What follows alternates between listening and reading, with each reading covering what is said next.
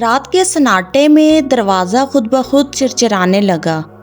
اذان بستر سے اٹھ کر دروازے کی طرف بڑھا اور کچھ دن پہلے ہی اس پرانی حویلی میں کرائے پر آیا تھا، لیکن پہلے دن ہی عجیب و غریب آوازیں اس کے کانوں میں سرگوشی کر رہی تھی۔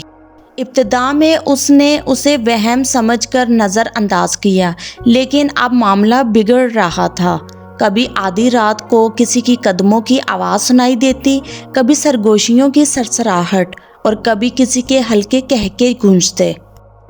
اس رات بھی کچھ ایسا ہی ہوا۔ دروازے کے پیچھے کسی کی آہٹ سنائی دی۔ اذان نے ہمت باندھی اور دروازہ کھولا، مگر باہر کوئی نہ تھا، مگر ایک ٹھنڈی ہوا کا جھونکا اندر داخل ہوا اور ساتھ ہی ایک عجیب سی سرگوشی گونجی۔ چلے جاؤ ورنہ بہت دیر ہو جائے گی۔ اذان کا دل دھڑکنے لگا۔ وہ گھبرا کر دروازہ بند کرنے ہی والا تھا کہ اچانک سامنے دیوار پر ایک سایہ نظر آیا۔ وہ سایہ انسانی شکل کا تھا، مگر اس کی آنکھیں دکھ رہی تھی۔ اذان نے پوچھا، کون ہو تم؟ سایہ بولا، یہ میرا گھر ہے اور میں یہاں قید ہوں۔ اذان پیچھے ہٹ گیا، لیکن اس کی تجسس پسندی نے اسے وہیں روک لیا۔ تم کون ہو؟ یہاں کیا راز چھپا ہے؟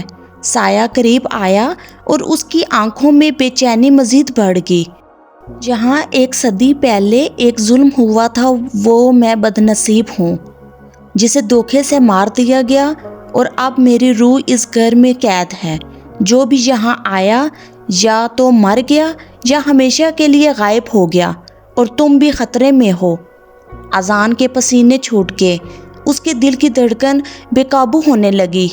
کیا میں بچ سکتا ہوں؟